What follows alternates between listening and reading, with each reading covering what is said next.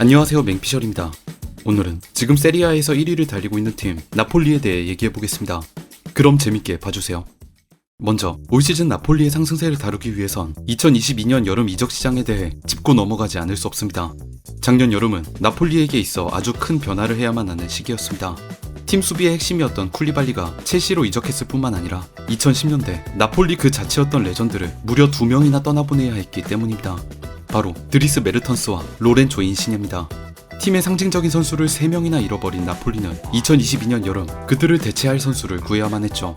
나폴리는 쿨리발리의 대체자로 페네르바흐체에서 김민재를 영입했고, 메르턴스와 인시니의 대체자로 디나모 바투미에서 흐비차 크바라체엘리아를 영입했습니다. 그리고 이 영입은 다들 아시다시피 완벽히 성공했죠. 쿨리발리가 떠난 아쉬움을 완전히 지워버릴 정도로 김민재 선수가 나폴리의 수비 핵심으로 자리잡았고, 조지아에서 온 흐비차는 몇 경기 뛰고 보니 이탈리아 명문팀 나폴리의 에이스가 되어버렸습니다. 나폴리 스카우터들의 안목과 수뇌부의 결단력이 빛난 여름 이적 시장이었습니다. 그 다음으로 스팔레티 감독에 대해서도 얘기해야 합니다. 먼저 스팔레티라는 인물에 대해 살펴보도록 하죠. 이 사람을 한 단어로 표현하자면 세리아 고인물입니다. 1997년부터 세리아 감독직에 부임해 지금까지도 왕성하게 이탈리아 무대를 누비고 있는 감독이죠. 현재 그보다 나이가 많은 감독은 라치오의 마우리치오 사리와 아탈란타의 잔피에로 감독뿐입니다. 그렇다면 도대체 어떻게 스팔레티는 이토록 오랜 시간 동안 세리아에서 살아남을 수 있었을까요? 바로 전술가이기 때문입니다. 2005년 AS 로마 감독직을 맡을 당시 스팔레티는 아주 획기적인 전술을 고안해내는데요. 플레이메이커 프란체스코 토티를 최전방에 배치한 겁니다. 플레이메이커에게 가짜 9번 역할을 부여하는 게 흔해진 지금의 시점에서 본다면 획기적일 게 전혀 없지만 2005년 당시엔 달랐습니다. 셰브첸코, 인자기, 트레제게, 루카토니 등 전통적인 스트라이커들이 골문 앞에서 득점을 터뜨리던 시절이었고, 펩 과르디올라 감독과 리오넬 메시가 등장하기도 전입니다. 그런 시대에 스팔레티는 토티를 가짜 9번으로 활용했죠. 이 전술 아래에서 AS 로마는 2000년대 초반의 위기를 극복해 다시금 세리아 명문팀으로 복귀할 수 있었고, 프란체스코 토티는 본인 커리어 한 시즌 최다 득점인 26골을 터뜨리며 06-07 시즌 득점왕에 올라섰습니다. 스팔레티 감독도 이런 전술가적인 면모 덕분에 05-06, 06-07 두 시즌 연속으로 세리아 올해의 감독직에 뽑히게 되었죠. 그 후 스팔레티는 제니트, 로마, 인테르를 거쳐 21-22 시즌부터 지금까지 나폴리를 감독하고 있습니다. 그렇다면 스팔레티 감독의 전술 스타일은 어떨까요? 첫 번째, 그는 공격을 좋아합니다. 팀이 수비를 하고 있는 상황 자체를 싫어하며, 그렇게 팀이 오랜 시간 볼을 점유하면서 공격을 이어가길 원합니다. 두 번째, 스팔레티는 공간 창출이 축구의 핵심이라고 생각하는 인물입니다. 그가 최근 나폴리의 축구에 대해 설명하는 인터뷰가 있었는데 내용이 참 재밌습니다. 우리 팀이 4-3-3이냐고? 현대 축구에서 시스템이란 존재하지 않는다. 모든 건 상대가 허용한 공간에 있다. 그 공간을 빠르게 발견하고 적절한 순간에 침투해야 하며 상대의 압박에도 움직여야 한다. 이게 무슨 말일까요? 현대 축구의 강도 높은 압박 속에서 우리가 찾아야 할 해답은 4-3-3, 4-2-3-1, 4-4-2 같은 포메이션에 있는 게 아니라 상대가 압박을 하기 위해 노출한 공간을 얼마나 잘 공략하느냐에 달려있다는 뜻입니다. 이런 철학이 있었기 때문에 스팔레티는 AS 로마 시절 박스한 최전방 원톱에 집착하지 않고 토티를 가짜 9번으로 활용하는 유연한 전술을 짤 수 있었죠. 하지만 이 철학 때문에 생겨난 문제점들도 존재합니다. 표면적으로 봤을 때 스팔레티가 활용하는 포메이션은 4-3-3 하나밖에 없습니다.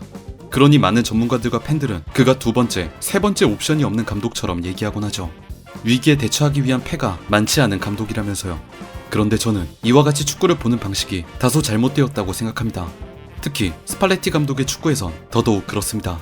단순한 포메이션의 변화에 주목하기보다 팀이 공략하고 있는 공간이 어떻게 변하는지를 보면 그 감독의 전술 변화 의도가 명확하게 드러날 겁니다. 포지션, 포메이션이 아니라 그라운드 위 공간을 파악하는 것. 이 시선이 녹아있는 철학, 포지션 플레이에 대해선 나중에 다른 영상으로 설명드리겠습니다. 그럼 다음으로 스팔레티 감독이 자신의 전술을 어떻게 나폴리에 녹여냈는지 살펴보도록 하죠. 먼저 라인업입니다. 올 시즌 나폴리는 마리우 후이, 김민재, 라우마니, 디 로렌초로 4백을 구성합니다. 다음 중원은 지엘린스키, 로보트카, 앙귀사 세 선수가 구성하죠. 3톱은 흐비차, 오시멘, 폴리타노가 구성합니다. 스팔레티는 이 선수들로 어떻게 빌드업을 구사할까요? 스팔레티 감독은 빌드업을 위해선 후방에 3명의 선수가 배치될 필요가 있다고 판단했습니다. 후방 3명의 구성은 그때그때 달라지는데요. 낮은 위치에선 골키퍼 메렛이 빌드업에 참여하기도 하고, 수비형 미드필더 로보트카가 깊이 내려와 중심을 잡아줄 때도 있으며, 풀백인 디로렌초와 마리우 후이가 낮은 위치로 내려와 백스리의 일원이 되어주기도 합니다. 여기서 중요한 건 스팔레티 감독이 백스리를 구성하는 이유입니다. 상대 공격진이 높이 올라오도록 유도해 상대 공격진과 미드필더 사이의 간격을 벌려 공간을 확보하려는 의도죠. 축구의 핵심은 공간 창출이라는 그의 철학이 반영되어 있습니다. 실제로 나폴리의 축구를 보시면 백스리가 볼을 잡고 횡패스로 패스를 돌리다가 상대가 압박해오는 순간 전진 패스를 넣어주는 장면을 정말 많이 볼 수 있습니다. 상대 공격과 미드필더 사이 공간이 벌어진 순간의 빈틈을 노리는 것, 이게 바로 공격을 중시하는 스팔레티 감독의 전술입니다. 그럼 이렇게 빌드업을 할 때 나폴리의 패스는 어디로 향할까요? 첫 번째는 로보트카와 풀백들이 존재하는 3선입니다. 가장 안정적인 패스 루트이며 가장 많이 시도되는 루트죠. 그러나 그만큼 상대 수비도 대응하기 쉽습니다. 두 번째는 지엘린스키와 앙귀사가 존재하는 2선입니다. 더 정확히 말하자면 축구에서 가장 애매한 공간이라 불리는 하프 스페이스입니다. 이 두 선수는 계속 이 하프 스페이스로 들어와 상대 미드필더와 수비수들이 자기들의 마크맨을 헷갈리게 만듭니다. 지금 나폴리의 센터백들은 이 하프 스페이스에 곧바로 패스를 뿌려주는 훈련이 정말 잘 되어 있는데요. 나폴리의 경기를 보시면 김민재의 패스가 지엘린스키에게, 라흐마니의 패스가 앙귀사에게 가는 걸 자주 보실 수 있을 겁니다. 세 번째는 곧바로 최전방 3톱을 노리는 롱볼입니다. 이 롱볼이 향하는 건 중앙의 오시맨이죠. 오시맨은 현재 스팔레티 감독의 전술에 특화된 포워드라 할 수 있습니다. 공간을 찾아 들어가는 움직임, 볼이 투입되었을 때 수비와 싸워 이길 수 있는 피지컬까지, 단언컨대 지금 나폴리 공격에서 오시맨이 차지하는 비중은 매우 큽니다. 그런데 나폴리의 빌드업에 대해 얘기하면서 언급되지 않은 두 사람이 있습니다.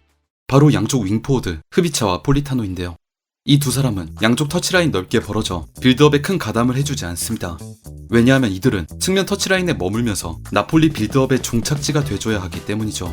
특히 흐비차가 존재하는 왼쪽, 지금 나폴리의 패스 종착지는 왼쪽 터치라인 흐비차인 경우가 많습니다. 이 선수는 볼을 잡았을 때 1대1 드리블을 칠 수 있는 유일한 권한을 가진 선수처럼 보여요. 공간 창출을 중요시하는 스팔레티 감독의 전술에서 템포를 살리는 빠른 패스는 경기를 풀어나가기 위한 필수 요소입니다. 팀의 모든 선수들에게 빠른 패스를 뿌리도록 지시하죠. 그런데 흐비차에게만큼은 예외로 빨리 패스하라고 강요하지 않고 그의 공격적인 재능을 마음껏 펼칠 수 있도록 놔둡니다. 이런 감독의 기대에 흐비차 선수는 충분한 보답을 해주고요. 이렇듯 빌드업 상황에서의 선수별 선택과 집중이 나폴리의 상승세를 견인하고 있다고 볼 수 있습니다. 마지막으로 나폴리의 수비 전술에 대해 살펴보겠습니다. 나폴리 수비에 존재하는 하나의 원칙은 상대를 돌아서지 못하게 만들어라입니다. 강도 높은 전방 압박을 구사하는 나폴리인 만큼 어쩔 수 없이 뒷공간이 많이 발생할 수밖에 없습니다. 나폴리가 상대의 공간을 공략하듯 당연히 상대도 나폴리의 이 공간을 공략하려고 할 겁니다. 여기서 스팔레티 감독은 상대 공격 때 공간을 차단하는 선택을 하는 게 아니라 아예 상대가 공간을 바라보지도 못하게 만들려고 합니다. 일말의 틈도 주지 않는 아주 타이트한 전방 압박을 통해서요. 이 타이트한 전방 압박이란 우리가 흔히 아는 윗선 선수들만 참여하는 수준을 넘어 상황에 따라선 뒤쪽에 위치한 센터백들까지 앞으로 나가는 게 요구될 정도로 굉장히 빡셉니다. 경기 중 센터백인 김민재 선수가 상대 공격수를 지구 끝까지 쫓아갈 기세로 높은 위치까지 올라오는 장면을 종종 볼 수 있는데요. 보통 센터백은 골키퍼 앞에선 우리 팀 마지막 보루로 취급되는 만큼 어느 정도 이상은 올라오지 않는 게 일반적입니다.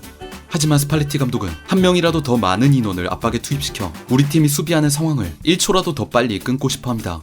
센터백이 압박에 참여하는 위험성보다 우리 팀 전체가 수비 상황에 오래 놓이는 것이 더 리스크가 크다고 판단한 것이죠. 이런 스팔레티의 도박은 지금까지는 성공한 것처럼 보입니다. 나폴리는 현재 40.11의 골 기대값 대비 실제 46골로 기대값보다 더 많은 골을 기록하고 있는 반면 실점은 기대값 17.36보다 낮은 14점을 기록하면서 골은 더 많이 넣고 실점은 덜하고 있는 결과를 보이고 있습니다. 수비를 더 적게 하고 더 많이 공격하기 위해 상대를 돌아서지 못하게 만든다. 이 원칙이 나폴리에게 좋은 결과를 가져다주고 있는 겁니다. 여기까지 현재 나폴리의 전술과 스타일, 그리고 이 모든 걸 지휘하는 스팔레티 감독에 대해 살펴봤습니다. 과연 나폴리는 올 시즌 이 기세를 끝까지 유지해 1990년 이후 무려 33년 만에 스쿠데토를 들어올릴 수 있을까요? 그럼 지금까지 맹피셜이었습니다.